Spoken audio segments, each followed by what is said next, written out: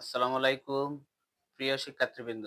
আজকে আমরা তৃতীয় অধ্যায়ের লজিক সার্কিটের এমসিকিউ গুলো পড়ব।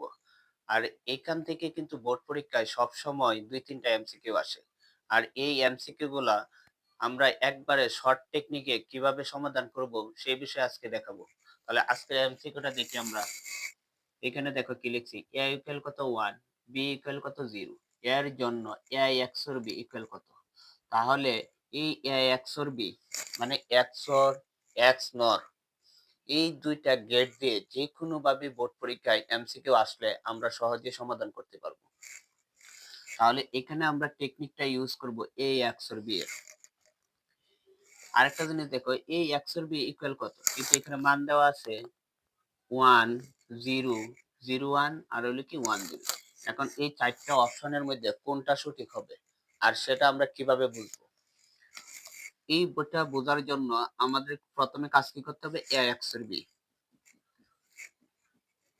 a XOR b এর কি করব, আমরা সূত্র প্রয়োগ করব। এটা সূত্রটা হলো কি, a ভার b প্লাস a b বার। তাহলে a XOR b এর সূত্রটা হলো a bar b plus a b বার। এখন এর মান কত দেওয়া আছে 1, বি এর মান কত আছে 0। এই যে দেখো এ আবার বি দুইটা গুণ অবস্থায় আছে, গুণ অবস্থায় থাকবে। এখন এর মান এর উপরে কি আছে, বার আছে, মানে কি 1 এর উপরে বার, পরে প্লাস এখানে এর মান কত 1, পরে কি বি এর মান কত 0। তাহলে এখানে বি এর উপরে বার আছে, মানে কি 0 উপরে বার।